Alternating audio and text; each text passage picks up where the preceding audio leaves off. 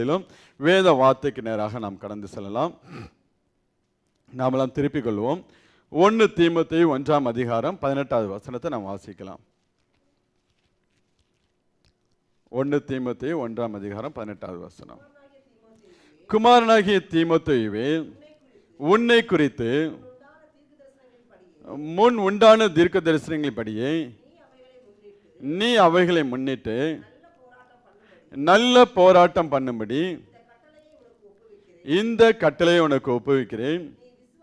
நீ விசுவாசமும் நல் மனசாட்சி உடையவனாயிரு. ஒரு விசனம் கண்களை முடிந்த வார்த்தைக்காக செபிக்கலாம். எங்களை நேசிக்கிற நல்ல தகப்பனே, அருமையான இந்த நாளுக்காக நன்றியோடு துதிக்கிறப்பா. இந்த நாளை நம்முடைய சமூகத்தில் ஒப்புக்கொடுத்து செபிக்கிறோம், துதிக்கும்படியே ஆராதிக்கும்படியே கர்த்தர் பாராட்டின எல்லா கிருபைகளுக்காக நன்றி. இந்த நாளில் ஆண்டவரே, நம்முடைய வார்த்தையை கொண்டு நீர் எங்களோடு பேசும்படியாக செபிக்கிறோம். தீமோத்தேயுக்கு ஆண்டவரே, பவுல் கொடுத்த நல்ல ஒரு ஆலோசனை, நல்ல ஒரு போராட்டத்தை நீ பண்ணு என்று சொல்லி ஆண்டவரே அவனுக்கு கொடுத்த ஆலோசனையின்படி அவனு ஓட்டத்தை ஓடி முடித்தான். ஆண்டவரே, நாங்களும் எங்களுடைய வாழ்க்கையில் அப்படியாப்பட்ட ஆண்டவர் ஆவிக்குரிய போராட்டங்களை, நல்லதொரு போராட்டத்தை போராட கர்த்தர் ஆண்டவர் இந்த நாளில் எங்களுக்கு நல்ல ஆலோசனை கொடுத்து வழி நடத்த முடியாது செபிக்கிறப்ப. எல்லா தடைகளையும் மாற்றிப்படுங்க. ஒவ்வொரு பிள்ளைகளுடைய இருதயத்தை கருத்தில் ஒப்பு கொடுத்து செபிக்கிறப்ப. அடிமையுடைய கருத்தில் ஒப்பு கொடுக்கிறோம். எல்லாவற்றையும் நல்ல கர்த்தர் இயேசு கிறிஸ்து மூலம் கேட்டு செபிக்கிறோம் எங்கள் ஜீவனுள்ள நல்ல பிதாவே, ஆமீன். மீண்டும் அந்த வசனத்தை வாசிக்கலாம். குமாரனாகிய தீமோத்தேயுவே, உன்னை குறித்து முன் உண்டான தீர்க்க தரிசனங்களின்படியே நீ அவைகளை முன்னிட்டு நல்ல போராட்டம் பண்ணும்படி இந்த கட்டளை உனக்கு ஒப்புவிக்கிறேன். விசுவாசமும் நல் மனசாட்சியும் உடையவனாயிரு. 6வது அதிகாரம் 12வது வசனத்தை வாசிக்கலாம். விசுவாசத்தின் நல்ல போராட்டத்தை போராடு, நித்திய ஜீவனை பற்றிக்கொள். அதற்காகவே நீ அழைக்கப்பட்டாய். அநேக சாட்சிகளுக்கு முன்பதாக நல்ல அறிக்கை பண்ணினவனுமாய் இருக்கிறாய் என்று சொல்லி அப்போஸ்தலன் பவுல் சொல்லுகிறார். இன்னும் நீங்க வாசிங்கன்னா 2 தீமோத்தேயு 2ஆம் அதிகாரம் வாசிக்கலாம். அதுல 5வது வசனத்தை வாசிக்கலாம். மேலும் ஒருவன் மல்யுத்தம் பண்ணினாலும் சட்டத்தின்படி பண்ணாவிட்டால் முடிசூட்டப்படான் என்று சொல்லி அப்போஸ்தலன் பவுல் தீமோத்தேயை ஒரு நல்ல ஒரு குமாரனாக, தன் சொந்த ஒரு பிள்ளையாக நினைத்து அந்த தீமோத்தேயை அவனை செதுக்குவதை நாம் பார்க்க, அவனை உருவாக்குவதை, அவனை வளர்ப்பதை நாம் பார்க்க முடிகிறது. அப்போ அவன் கொடுக்கக்கூடிய ஆலோசனை என்ன சொல்லுகிறான்? நல்ல போராட்டம் பண்ண வேண்டும் என்று சொல்லி அவனுக்கு ஆலோசனை சொல்லுகிறான். அங்கே பவுல் சொல்லக்கூடிய காரியம், உன்னை குறித்து முன் உண்டான தீர்க்க தரிசனங்களின்படியே நீ அவைகளை முன்னிட்டு நல்ல போராட்டம் பண்ணும்படி, விசுவாசத்தின் நல்ல போராட்டத்தை நீ போராடு என்று சொல்லி நித்திய ஜீவனை பற்றி கொள்ளும்படி நீ போராட வேண்டும் என்று சொல்லி அங்கே அப்போஸ்தலன் பவுல் அவனுக்கு சொல்லிக் கொடுப்பதை நாம் பார்க்க முடிகிறது. இப்போ நம்மளுடைய வாழ்க்கையிலும் நாம் என்ன பண்ண வேண்டும்? நல்ல போராட்டம் பண்ணுகிற பிள்ளைகளாக ஆவிக்குரிய வாழ்க்கையில் நம்மளுடைய வாழ்க்கையிலும் போராட்டம் உண்டாயிருக்கும். எல்லாருடைய வாழ்க்கையிலும் போராட்டம் உண்டாயிருக்குங்க. ஏன் நம்மளுடைய வாழ்க்கையில போராட்டம் வருதுன்னு தெரியுமா? ஏன் நம்மளுடைய வாழ்க்கையில போராட்டம் வருது? பவுல் எவ்வளவோ ஜெபம் பண்றான்.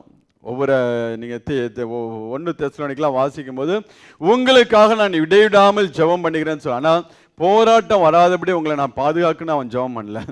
உங்களை பலப்படுத்தும்படியாக, தேவன் அதன் பாதை உங்களை நடத்தும்படியாக, உங்களுக்கு ஜெயத்தை தரும்படியாக என்ன பண்ணுகிறான்?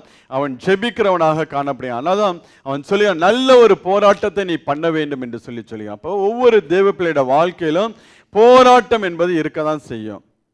ஏன் இந்த போராட்டம் வருது? நம்மளை அழிச்சு போட முடியாவா?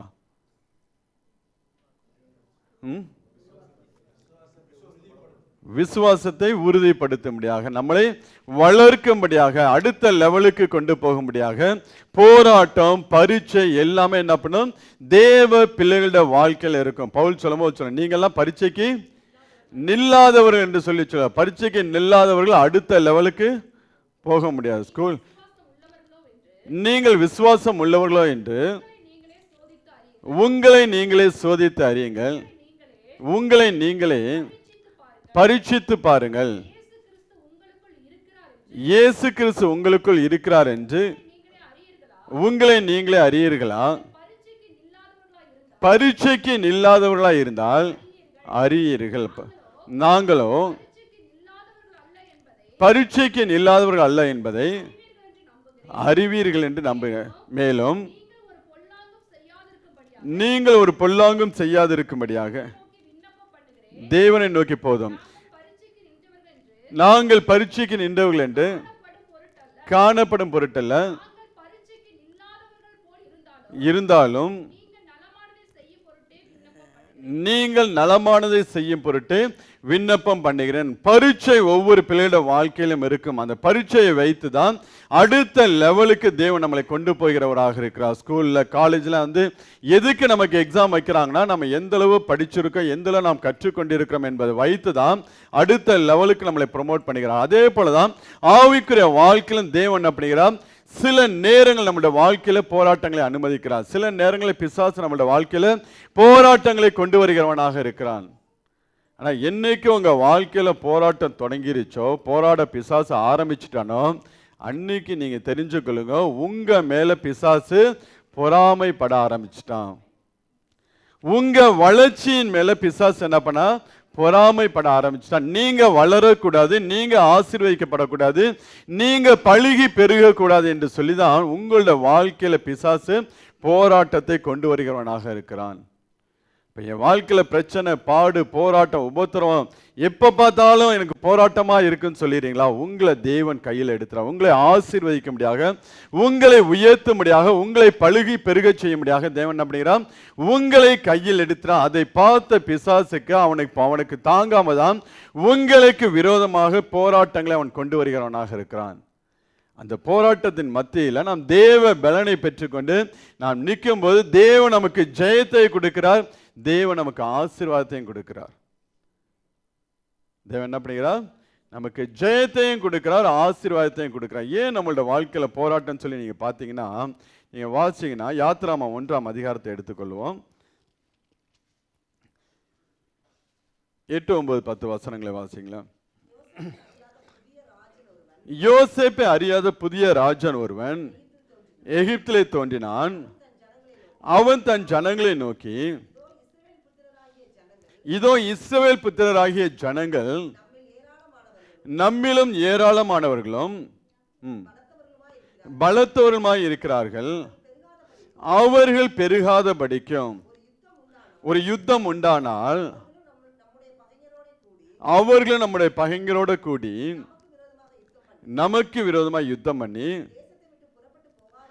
தேசத்தை விட்டு புறப்பட்டு போகாதபடிக்கும் நாம் அவர்களை குறித்து ஒரு உபாயம் பண்ண வேண்டும் என்று சொல்லி அங்க பார்வோன் ராஜா இஸ்ரவேல் ஜனங்கள் அவர்கள் அவன் சொல்லும் போது சொல்லாம் பாருங்களேன், நம்மளை பார்க்கலாம் அவர்கள் ஏராளமாகிறார்கள், நம்மளை பார்க்கலாம் அவர்கள் பழுகி பெருகிறார்கள் என்று சொல்லி அவர்கள் மேல பொறாமை கொண்டு ஒரு யுத்தம் உண்டானால் என்ன பண்ணலாம், அவர்கள் பழுகி பெருக மாட்டார்கள், ஆசீர்வதிக்கப்பட மாட்டார்கள் என்று சொல்லி அவன் யோசனை பண்ணுகிறவனாக இருக்கிறான். ஒரு யுத்தம் அந்த ஜனங்களுக்குள்ள அப்படி நமக்கு பண்ணும்போது பகைஞரோட கூட இருந்து அவர்களும் என்ன பண்ணுவார்கள், அழிந்து போவார்கள் என்று சொல்லி ஒரு உபாயம் தந்திரம் பண்ணுகிறவனாக இருக்கிறான். இதுதாங்க பிசாசு தேவ பிள்ளைகளோட வாழ்க்கையில் அவன் பண்ணக்கூடிய காரியம். அவர்கள் வளர்ந்து பெருகாதபடிக்கு, பழுகி பெருகாதபடிக்கு, அவர்களை ஆசீர்வதிக்கப்படாதபடிக்கு தான் என்ன பண்ணுகிறான், யுத்தங்களையும் போராட்டங்களையும் தேவ பிள்ளைகளோட வாழ்க்கையில பிசாசு கொண்டு வருகிறவனாக இருக்கிறான். ஏன் தேவன் அதை அனுமதிக்கிறானா, அதன் மத்தியில தேவன் நம்மளுடைய விசுவாசத்தை வர்த்திக்க பண்ணி இன்னும் ஆவிக்குரிய பலனை தேவன் நமக்கு கொடுத்து நம்மளை ஆசீர்வதிக்கும்படியாக. நீங்க கீழே வாசிங்கன்னா, எந்த அளவுக்கு அந்த ஜனங்கள் ஒடுக்கப்பட்டார்களோ அந்த அளவுக்கு அவர்கள் பழுகி பெருகினார்கள் என்று சொல்லி நாம் பார்க்க முடியும். ஒடுக்க ஒடுக்க ஒடுக்க தேவ ஜனங்களுக்குள்ள தேவன் ஒரு பலத்தையும் ஒரு பெருக்கத்தையும் தான் தேவன் கட்டளையிடுகிறவராக இருக்கிறார். அதனால்தான் போராட்டம் நம்மளோட வாழ்க்கையில உண்டாயிருக்கும். போராட்டம் நமக்கு வருவது நல்லதுதான் அவைக்கு. அதனால அப்போஸ்தலன் பவுல் சொல்லும் போது அப்போஸ்தலன் பவுலே சொல்லுவான், நல்லது ஒரு போராட்டத்தை போராடினேன், ஓட்டத்தை முடித்தேன், விசுவாசத்தை காத்து கொண்டேன், இது முதல் நீதியின் கிரீடம் எனக்காக வைக்கப்படும். எனக்காக மாத்திரமில்ல, இதை போல விரும்புகிற எல்லாருக்காக அந்த நீதியின் கிரீடம் வைக்கப்பட்டிருக்கு என்று சொல்லி அப்போஸ்தலன் பவுல் சொல்ல. நல்லதொரு போராட்டம் பவுல் எழுதும் போது அவன் சொல்ல, நல்ல போராட்டத்தை போராடு, நல்ல போராட்டத்தை போராடு. நமக்கு போராட்டம் நல்லா இருக்குமா இல்லை கெட்டதா இருக்குமா? நல்ல போராட்டமா சொல்றோம். ஒரு பிரச்சனை வந்துச்சுன்னா நல்ல பிரச்சனையா சொல்றோம். ஆனா பவுல் சொல்லும் போது சொல்லுவான், நல்ல போராட்டம், என் வாழ்க்கையில நல்ல போராட்டத்தை நான் போராடினேன், ஓட்டத்தை முடித்தேன், விசுவாசத்தை காத்து கொண்டேன், நீதியின் கிரீடம் எனக்காக வைக்கப்பட்டிருக்கு. அப்ப வாழ்க்கையில நம்ம போராட்டத்தை, பிரச்சனை பார்க்கக்கூடிய விதத்துல தாங்க இருக்கு. உபத்திரம் போராட்டம் ஒன்றும் பெருசு கிடையாது. நம்ம எந்த விதத்தில் நம்முடைய பார்வை அதன் மேலே எப்படியாக இருக்கோ அதை பொறுத்து தான் நாம் அதை மேற்கொள்ள முடியும். ஐயோ கோலியாத்துனா முடிஞ்சு போச்சு, என்னாச்சு? ஐயோ கோலியாத்துனா அதோட நம்ம தரமட்டம் ஆயிட்டோம். கோலியாத்து தானே பார்த்துக்கலாம் அப்படின்னு சொல்லி நாம் நின்னோம் என்றால் அவனை நாம் எளிதாக மேற்கொள்ள முடியும். இப்போ ஒரு பிரச்சனை, ஒரு பாடு, ஒரு போராட்டம், ஒரு யுத்தம் நம்மளோட வாழ்க்கையில் இருந்துச்சுன்னா நம்ம பார்க்கக்கூடிய விதம் எப்படியாக இருக்கிறது, அதுதான் முக்கியம். அதை வைத்து தான் நமக்கு தேவன் கொடுக்கக்கூடிய ஜெயம் இருக்கு. ஆரம்பத்திலேயே பார்த்து நீங்க பயந்து நடுங்கி நின்னீங்கன்னா அப்படியே நின்றுக்கிட்டு தான் இருக்க வேண்டிய போராட்டம் அப்படியே தான் இருந்துகிட்டே இருக்கும். நம்மளுடைய வாழ்க்கையில் வரக்கூடிய போராட்டங்களை நாம் பார்க்கிற விதத்தை பொறுத்து தான் நம்மளால் அந்த ஜெயத்தை நாம் மேற்கொள்ள முடியும். நீங்கள் வாசிங்கன்னா 1 சாமுவேல் 17ஆம் அதிகாரம் நமக்கு நல்லாக தெரிந்த சம்பவம் தான். தாவீது கோலியாத் அந்த காரியங்கள் நாம் பார்க்கும்போது வாசிக்கலாம். 1 சாமுவேல் 17ஆம் அதிகாரம் 11ஆவது வசனத்தை வாசிங்களேன். சவுலும் இஸ்ரவேல் அனைவரும் அந்த பெலிஸ்தனுடைய வார்த்தைகளை கேட்டு கலங்கி மிகவும் பயப்பட்டார்கள். ஒவ்வொரு நாளும் அந்த அவர்களுக்குள்ள அந்த கோலியாத்து நின்று அந்த ஜனங்களை பார்த்து, நான் என்னோட யுத்தம் பண்ண முடியாத ஒரு மனுஷன் நீங்க அனுப்பு என்று சொல்லி சொல்லும் போது அந்த சத்தத்தை கேட்டு இஸ்ரவேல் ஜனங்கள் எல்லாம் என்ன பண்ணார்கள்? பயந்து போய் கலங்கி நின்றார்கள். அதை பார்த்த பிசாசு ஒவ்வொரு நாளும், நீ கீழே வாசிங்கன்னா 40 நாள் வரைக்கும் என்ன பண்ணிக்கிறான்?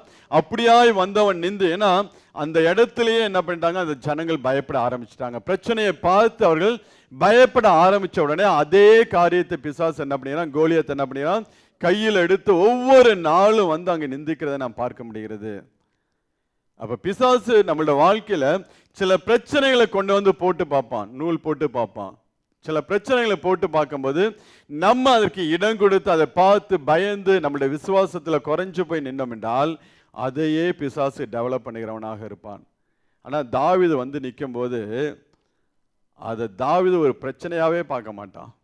தாவீது பார்க்கக்கூடிய விதமே வேற மாதிரி இருக்கு. இந்த ஜனங்கள் என்ன பண்ணுகிறார்கள்? அவன் சத்தத்தை கேட்டு பயப்படுகிறார்கள். இன்னும் அவன் சவுல் சொல்லுவான், நீங்க வாசிங்க அதே அதிகாரத்துல 33ஆவது வசனத்தை வாசிங்க. சவுல் தாவீதை நோக்கி, நீ இந்த பெலிஸ்தனோட எதிர்த்து யுத்தம் பண்ண உன்னால் ஆகாது, நீ இளைஞன், அவனும் தன் சிறு வயது முதல் யுத்த வீரனாக இருக்கான் என்று சொல்லி அந்த கோலியாத்தை மேன்மைப்படுத்தி தான் அங்கே சவுலும் சரி இஸ்ரவேல் ராணுவமும் சரி கோலியாத்தை மேன்மைப்படுத்தி தான் பார்த்துக்கிட்டு இருக்காங்க. நீயோ இளைஞனாக இருக்கிற, உன்னால முடியாது, அவன் சிறு வயது முதல் யுத்த வீரனாக இருக்கிறான் என்று சொல்லி அந்த பிசாசு அந்த கோலியாத்தை பார்த்து என்ன பண்ணுகிறார்கள்? அவர்கள் மேன்மைப்படுத்தி கொண்டு, அதுதான் பிசாசுக்கு அட்வான்டேஜாக இருந்துச்சு. நம்மளுடைய பலவீனம் நம்மளுடைய அவிசுவாசம் தான், நம்மளுடைய அவிசுவாசம் தான், நமக்குள்ள காணப்படக்கூடிய பயம் தான் என்ன பண்ணும், அதுதான் பிசாசுக்கு அட்வான்டேஜா மாறும். அதுதான் அவனுக்கு அட்வான்டேஜா மாறும். அதை அவன் கையில் எடுத்துக்கொண்டு மேலும் மேலும் அந்த பிரச்சனை என்ன பண்ணுவான், பெருசாக்க பார்ப்பான்.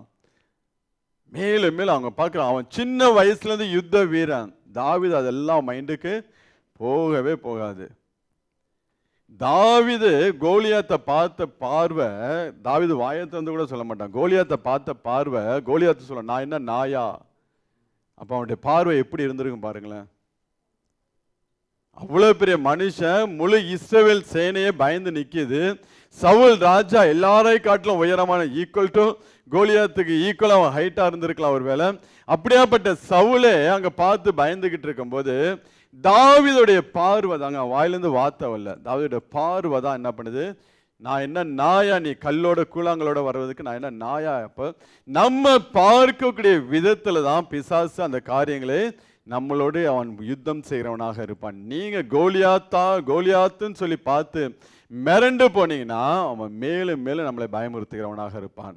ஆனா இவன் தானே கோலியாத் தானே பார்த்துக்கலாம் அப்படின்னு சொல்லி நீங்க விசுவாசம் உள்ள பிள்ளைகளாக அங்க நீங்க தாவீதை பார்த்தீங்கன்னா, தாவீதுக்கு சவுல் என்ன பண்ணுவான், அந்த யுத்த வீரனுக்கு உண்டான எல்லா ஆடை அணிகலன்கள்லாம் போடுவான். அது எல்லாம் தாவீது, இதெல்லாம் எனக்கு பழக்கம்ல எனக்கெல்லாம் சரி வராதுப்பா, ஒவ்வாதுன்னு சொல்லிட்டு அதையெல்லாம் வச்சுட்டு மேய்ப்பனுக்குரிய ஒரு இதில் தான் அவன் போவான். அந்த கெட்டப்பு பார்த்தீங்கன்னா, ஒரு மேய்ப்பனுடைய கெட்டப்லாம் வந்து அவன் 40வது வசனத்தை வாசிக்கலாம். தன் தடியை கையிலே பிடித்து கொண்டு ஆற்றில் இருக்கக்கூடிய 5 கூழாங்கல்களை தெரிந்தெடுத்து அவைகளை மேய்ப்பருக்குரிய தன்னுடைய அடைப்பையில போட்டு தான் தவணை கையில பிடித்து கொண்டு அந்த பெலிஸ்தீனிடையில போனான். அப்பா அங்க அவன் போகும்போது ஒரு மேய்ப்பனுக்கு ஒரு அடையாளத்தோடு, தேவனுடைய ஊழியக்காரன் சொல்லி ஒரு அடையாளத்தோடு என்ன பண்ணுகிறான், தாவீது ஒரு யுத்த வீரனாக கோலியாத்துக்கு முன்பதாக அவன் போய் நிற்கவில்லை. நான் தேவனுடைய ஒரு ஊழியக்காரன் என்று சொல்லி அங்க போய் நிற்கும் போது அந்த கோலியாத்தை அவனால ஈஸியாக மேற்கொள்ள முடிகிறது. இப்ப போராட்டத்தை பார்க்கக்கூடிய விதத்துல தான் நம்ம இருக்கிறோம் ஒழிய, போராட்டம் பெருசோ சின்னதோ நமக்கு ஒரு பிரச்சனையே கிடையாது. நம்மளுடைய பார்வை, நம்மளுடைய விசுவாசம், நமக்கும் தேவனுக்குள்ள உறவு, நம்மளுடைய ஆவிக்குரிய பலன் எப்படி இருக்கிறதோ அதை பொறுத்து தான் நம்ம அந்த பிரச்சனையை பார்க்க முடியுங்க. அப்ப அது நமக்கு அந்த பிரச்சனையை பார்த்து அந்த போராட்டத்தை நல்ல ஒரு போராட்டமாய் நாம் போராட வேண்டும். அங்க தாவீது பாருங்க, ஏதாவது கொஞ்சம் அவனுக்கு இது ஒரு நல்ல ஒரு என்டர்டைன்மெண்ட். கோலியாத்தை முறியடிக்கிறது தாவீதுக்கு எப்படி இருந்துச்சு? எப்படி இருந்துச்சு? ஒரு என்டர்டைன்மெண்டா இருந்துச்சு. முழு ஜனங்களுக்கும் அவிசுவாசக்காரனுக்கெல்லாம் பயத்தோட உயிரை கையில பிடிச்சி நின்றுட்டு இருக்கான். 40 நாள் நடந்துகிட்டு இருக்கு. ஆனா தாவீதுக்கு ஒரு என்டர்டைன்மெண்ட். அவன் கெட்டப் வேற, அவன் கையில் இருக்கக்கூடிய கல் வேற. வெறும் 5 கூழாங்கல், 5 கூழாங்கல். அந்த ஆண்டோடைய கிருபை, ஆண்டோடைய தாளந்து. புதிய ஏற்பாட்டில் பார்த்தீங்கன்னா 5 தாளந்தை கொடுத்து ஒரு மனுஷன் என்ன பண்ணுகிறார், தேவன் அனுப்புவது போல 5 அந்த கூழாங்கல்களை எடுத்துக்கொண்டு அவன் போயான். அவன் ஒரு என்டர்டைன்மெண்ட். உன்னை மாரி நான் எத்தனையோ பேரை பார்த்துருக்கேன்டா அப்படின்னு சொல்லிட்டு அவன் என்ன பண்ணிக்கிறான், தாவீது அந்த கோலியாத்தை மேற்கொள்கிறான். அவன் சொல்லக்கூடிய வார்த்தைகள் தான் நமக்கு வந்து 43வது வசனத்தை வாசிங்களேன். பெலிஸ்தன் தாவீதை பார்த்து, தடிகளோடு என்னிடத்தில் வர நான் நாயா என்று சொல்லி அவன் தன் தேவர்களை கொண்டு தாவீதை சபித்த. 45வது வசனத்திலிருந்து தாவீது பெலிஸ்தனை நோக்கி, இனி பட்டயத்தோடும் ஈட்டியோடும் கேடகத்தோடும் என்னோட வருகிறார், நானோ நீ நிந்தித்த இஸ்ரவேலின் ராணுவங்களுடைய தேவனாகிய சேனைகளின் கர்த்தரின் நாமத்தினால் உன் இடத்துல வருகிறேன். இன்றைய தினம் கர்த்தர் உன்னை என் கையில் ஒப்பு கொடுப்பார். நான் உன்னை கொன்று உன் தலையை உன்னை விட்டு வாங்கி பெலிஸ்தருடைய பாளையத்தின் பிணங்களை இன்றைய தினம் ஆகாத்து பறவைகளுக்கும் பூமியின் காட்டு மிருகங்களுக்கு கொடுப்பேன். அதனால் இஸ்ரவேலின் தேவன் ஒருவர் உண்டு என்று பூலோகத்தார் எல்லாரும் அறிந்து கொள்வார்கள். கர்த்தர் பட்டயத்தினாலும் ஈட்டினாலும் ரட்சிக்கிறவர் அல்ல என்று இந்த ஜனக்கூட்டம் எல்லாம் அறிந்து கொள்ளும். யுத்தம் கர்த்தருடையது, அவர் உங்களை எங்கள் கையில் ஒப்பு கொடுப்பார் என்று சொல்லி ஒரு விசுவாச வார்த்தைகளோட, விசுவாச அறிக்கையோட என்ன பண்ணிக்கிறான், தாவீது அந்த இடத்துக்கு கடந்து போகிறான். சவுல் வந்து எவ்வளவோ அவனை டிஸ்கரேஜ் பண்ணுவான். இப்ப தாவீது சொல்லுவான், நான் வனாந்தரத்தில் என் ஆடுகளை மேய்த்து கொண்டிருக்கும்போது ஒரு தடவை சிங்கம் வந்தது, ஒரு தடவை கரடி வந்து, அதெல்லாம் ஒரு ஆட்டை போல நான் கிழித்து போட்டேன் என்று சொல்லி தன் அனுபவத்தை சொல்லிக் கொண்டு தேவன் தன்னுடைய வாழ்க்கையில நடத்தி கொண்டு வந்த பாதைகள் எல்லாம் அவன் நினைவுக்கு வந்து, நமக்கு இவ்வளவு ஜெயத்தை கொடுத்த தேவன், இந்த கோலியாத்து நமக்கு ஒரு பெரிய பொருட்டே கிடையாது, இந்த கோலியாத்து நமக்கு ஒரு பெரிய பொருட்டே கிடையாது என்று சொல்லி கோலியாத்தை குறித்து எந்த ஒரு காரியங்களும் அவன் மைண்டுக்குள்ள வரவே இல்லைங்க. அவன் பெரிய ஆள், அவன் யுத்த வீரன், அதெல்லாம் நீ நிந்திக்கிற இஸ்ரவேலின் தேவனுடைய சேனைகளுடைய நாமத்தினால் நான் வருகிறேன் என்று சொல்லி ஒரே கல்லால் அந்த கோலியாத்தை அவன் என்ன பண்ணான், முறியடித்தவனாக இருந்தான். இப்போ தாவீதுக்கு அது நல்லதொரு போராட்டம், அது அவன் வாழ்க்கையில் அதான் அவனுக்கு ஒரு ப்ரொமோஷனுக்கு அதான் அங்கே வந்து கோலியாத்தை தேவன் வச்சிருந்தாரு. அதான் பவுல் சொல்லும்போது பரீட்சைக்கு நிற்க வேண்டும். நாம் ஒவ்வொரு பிள்ளைகளும் பரீட்சைக்கு நிற்கிற பிள்ளைகளாக இருக்க வேண்டும். அந்த பாதையில கடந்து செல்லும் போதுதான் தேவன் நம்மளை அடுத்த லெவலுக்கு கொண்டு போகிறவராக இருக்கிறார். நீங்க யோசுவாவுக்கு பார்த்தீங்கன்னா யோர்தான் பிரவாகித்து ஓடும். அதன் முன்பதாக ஆண்டவர் சொல்றாங்க, மோசேயோட இருந்தப்ப உன்னோட கூட இருப்பேன்னு சொல்லி போய் அங்கே காரியங்களை செய்யும் அந்த யோர்தான் பின்னிட்டு திரும்பி போவதை நாம் பார்க்க முடிகிறது. இப்போ ஒவ்வொரு தேவ பிள்ளைகளோட வாழ்க்கையிலும் பிசாசு போராட்டங்களை கொண்டு வருகிறானா, நீங்கள் நல்லா ஒன்று தெரிஞ்சுங்க, ஆண்டவர் என்னை ஆசீர்வதிக்க ஆரம்பிச்சிட்டா, ஆண்டவர் என் வாழ்க்கையில் ஒரு பெருக்கத்தை கொடுக்க ஆரம்பிச்சிட்டா. இதை பார்த்த பிசாசு என்னை என்னுடைய வாழ்க்கையில் இருக்கக்கூடிய விசுவாசத்தை எடுத்து போடும்படியாக, தேவனோடு உள்ள உறவை எடுத்து போடும்படியாக பிசாசு சில காரியங்களை கொண்டு அதற்கு நான் இடம் கொடுக்க மாட்டேன் என்று சொல்லி விசுவாச கண்களோடு தாவீதை போல நாம் என்ன பண்ண வேண்டும், அந்த போராட்டங்களை மேற்கொள்கிற பிள்ளைகளாக இருக்க வேண்டும். அப்படி மேற்கொண்டோம் என்றால் கண்டிப்பாக தேவன் நம்மளுடைய வாழ்க்கையில் ஒரு ஆசீர்வாதத்தை கொடுத்து தேவன் நம்மளை உயர்த்துகிறவராக இருக்கிறாருங்க. ஒரு நாள் நம்ம என்ன பண்ணக்கூடாது, சோர்ந்து போய்விடக்கூடாது, போராட்டத்தை பார்த்து பயந்து விடக்கூடாது. பவுல் சொல்வது போல நல்ல ஒரு போராட்டத்தை போராடுகிற பிள்ளைகளாக நாமும் இந்த நாட்கள் நாம் மாற வேண்டும். நீங்கள் இப்போ பவுலோட வாழ்க்கையில் பார்த்தீங்கன்னா, அவனுடைய வாழ்க்கையில் இந்த பிசாசு போராட்டத்தை கொண்டு வரும்போது நம்மளோட வாழ்க்கையில் ஆவி, ஆத்மா, சரீரம், இந்த 3 பகுதியில் அவன் போராட்டத்தை கொண்டு வருகிறவனாக இருப்பான். ஆவி, ஆத்மா, சரீரம். எந்த ஏரியாவில் நமக்கு பிரச்சனை போராட்டங்கிறத நம்ம முதலாவது என்ன பண்ண வேண்டும், அதை ஐடென்டிஃபை பண்ண வேண்டும். நம்ம ஆவியில் பிரச்சனை இருக்கா, ஆவியில் போராட்டம் இருக்கா, இல்லை ஆத்மாவில் போராட்டம் இருக்கா, இல்லை சரீரத்தில் போராட்டம் இருக்கா என்று சொல்லி முதல் அந்த யுத்தத்தை எங்கே நடக்கிறது, எந்த யுத்த களம், எங்கே வார்ஃபீல்டு என்று சொல்லிட்டு நம்ம அந்த யுத்த களத்தை முதல் ஐடென்டிஃபை பண்ண வேண்டும். நமக்கு நம்மளுடைய ஆத்மாவில் பிரச்சனை இருக்கா, ஆவியில் பிரச்சனை இருக்கா, நம்மளுடைய சரீரத்தில் அவன் போராடுகிறானா, எந்த ஏரியாவில் போராடுகிறான் என்று சொல்லி முதலாவது நம்ம என்ன பண்ண வேண்டும், ஐடென்டிஃபை பண்ண வேண்டும்.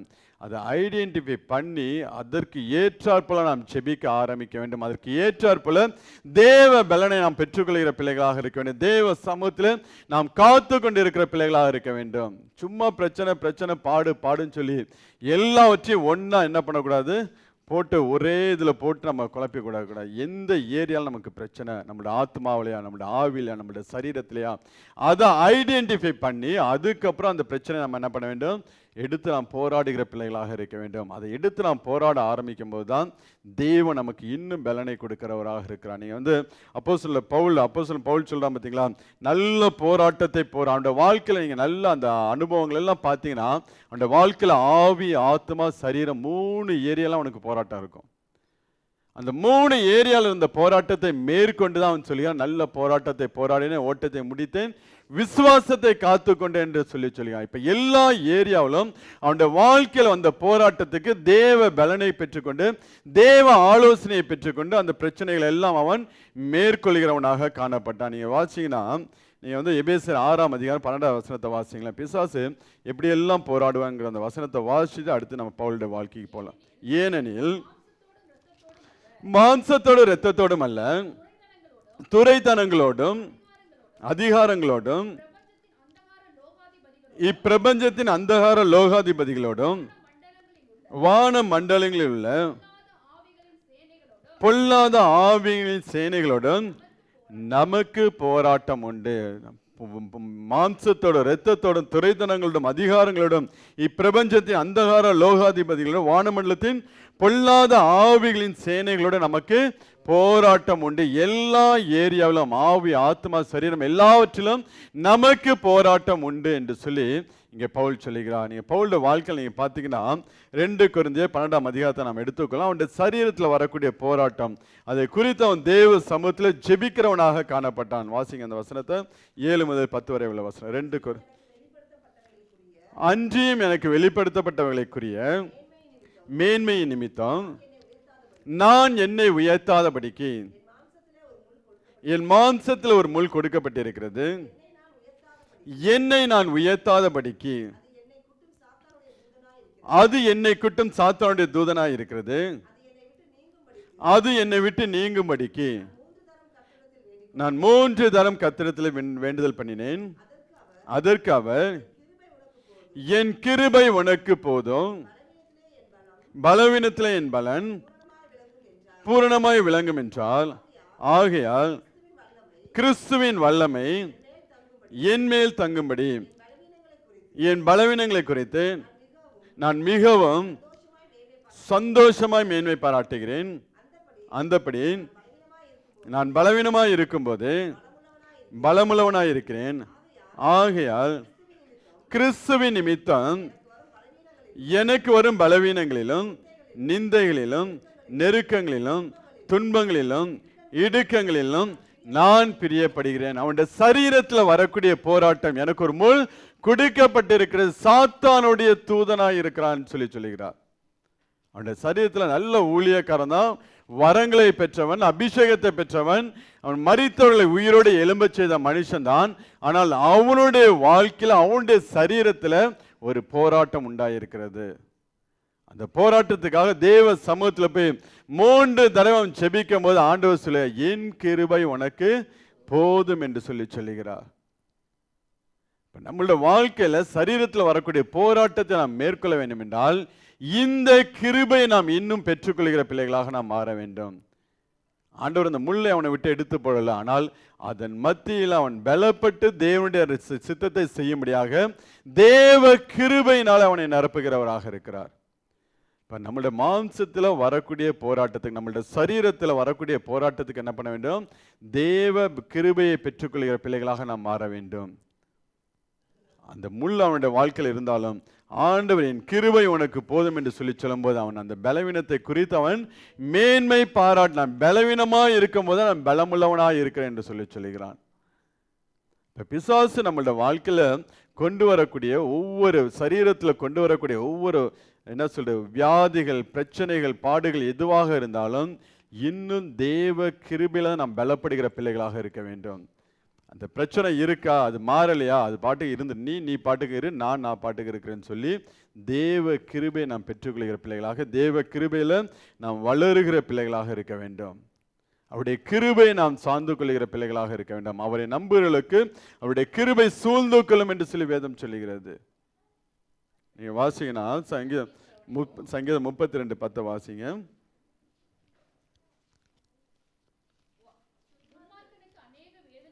துன்மார்க்கனுக்கு அநேக வேதனைகள் உண்டு, கர்த்தரை நம்பி இருக்கிறவனையோ கிருபை சூழ்ந்து கொள்ளும். துன்மார்க்கனுக்கு தேவனை தூஷிக்கணும், தேவனை அறியாத ஜனங்களுக்கு, தேவனை அறிந்து தேவனுக்கு பிரியமாய் நடக்காத மனுஷர்களுக்கு என்ன பண்ணும்?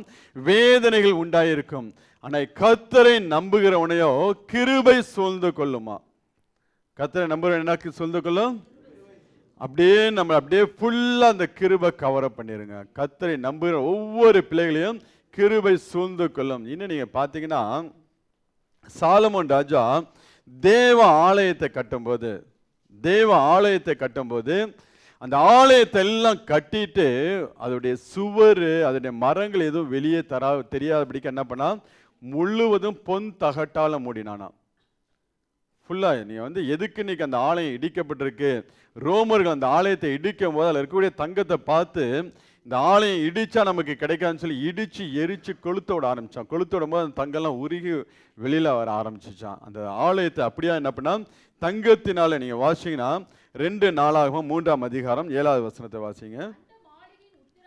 அந்த மாளிகையின் உத்தரங்களையும் நிலைகளையும் அதன் சுவர்களையும் அதன் கதவுகளையும் பொன் தகட்டால் மூடி கொத்து வேலையால்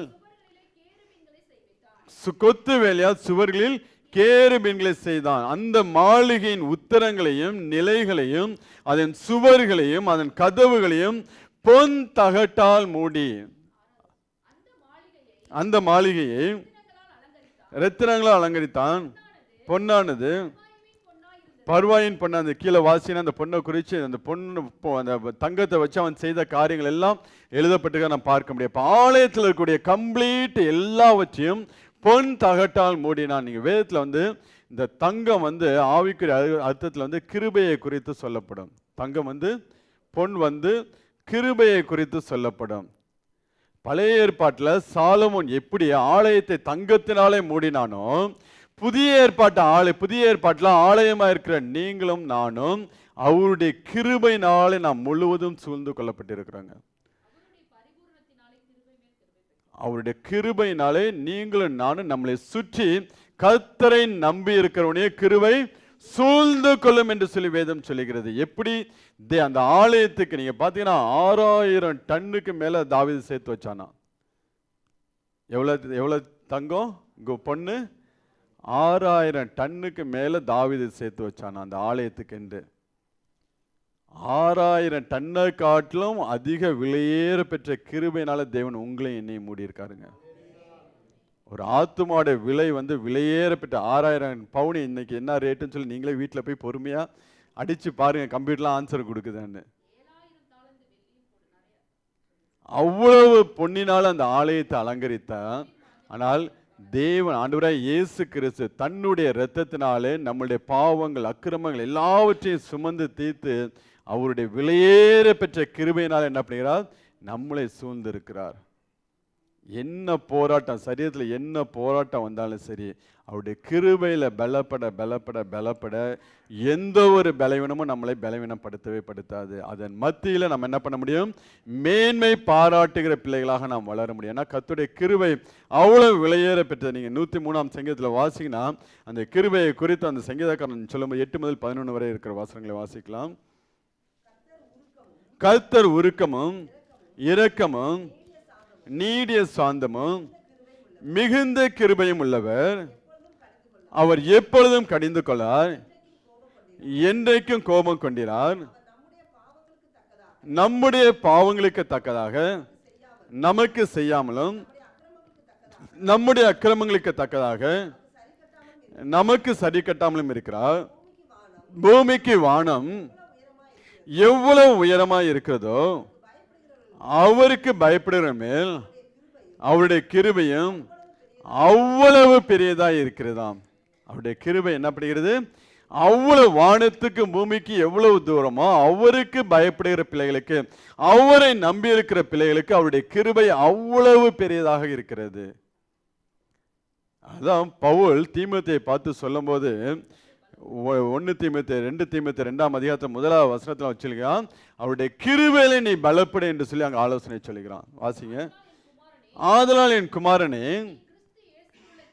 நீ கிறிஸ்து இயேசுவுள்ள கிருபையில் பலப்படு. அவன் போராட்டத்தை குறித்து சொல்லுகிறான், ஆலோசனையை சொல்லுகிறான், எப்படி யுத்தம் பண்ண வேண்டும் என்று சொல்லுகிறான். சொல்லிவிட்டு அவன் சொல்லுகிறான், இந்த நிலைமையில் நீ என்ன பண்ண வேண்டும், கிருபையில நீ பலப்படுகிற பிள்ளைகளாக ஒவ்வொரு நாளும் அவருடைய கிருபையில நாம் என்ன பண்ண வேண்டும், வளருகிற பிள்ளைகளாக இருக்க வேண்டும். எரேமியா சொல்லும்போது அவன் சொல்லுகிறான், நான் நிற்பதும் நிர்மூலமாகாமல் இருப்பதும் தேவனுடைய சுத்த கிருபை, அவருடைய கிருபை மாத்திரம்தான் இன்றைக்கு நாம் நிலை கொண்டிருக்கிற பிள்ளைகள், அழிந்து போகாதபடிக்கு நாம் ஜீவனோடு இருப்பது ஆண்டவருடைய கிருபை. நாம் நிர்மூலமாகாமல் இருப்பது கர்த்தருடைய கிருபையே, அவருடைய கிருபை தாங்க. இன்னைக்கு இந்த இடத்துல உட்கார்ந்து நம்ம தேவனை ஆராதிக்கிறோம்னா அவருடைய கிருபை தான், வேற எதுவுமே கிடையாது. நம்முடைய வாழ்க்கையில எவ்வளவோ போராட்டங்கள், கொஞ்சம் யோசிச்சு திரும்பி பாருங்களேன், எவ்வளவோ போராட்டம், எவ்வளவோ யுத்தங்கள், நம்மள சரீரத்தில் எவ்வளவோ போராட்டங்கள் வந்திருக்கு. இந்த போராட்டம் வேறொரு மனுஷனுக்கு வந்தா அவன் நேரம் மரிச்சே போயிருப்பான். சில பேர் சொல்லுவாங்க பார்த்தீங்களா, எனக்கு வந்த பிரச்சனை உனக்கு வந்தாதான் உண்மையிலே நல்ல வார்த்தை. நான் கூட அது சும்மா ஏதோ அதிக பிரசங்காக சொல்கிறாங்கன்னு நினச்சேன். உண்மையிலே அது நல்ல ஒரு வார்த்தை. நமக்கு தேவ பிள்ளைகளுக்கு வந்த பிரச்சனை மற்றவங்களுக்கு வந்தானா அவன் இருக்கிற இடம் தெரியாமல் போயிருப்பான்.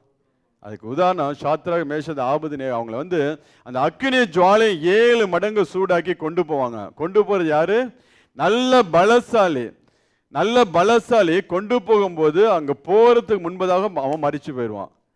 ஆனா அக்கினி ஜுவாலைக்குள்ள போன சாத்ராக் மேஷாக் ஆபேத்நேகோவுக்கு அந்த தீயோட வாடை கூட இல்லாம கர்த்தர் பாதுகாத்தார்.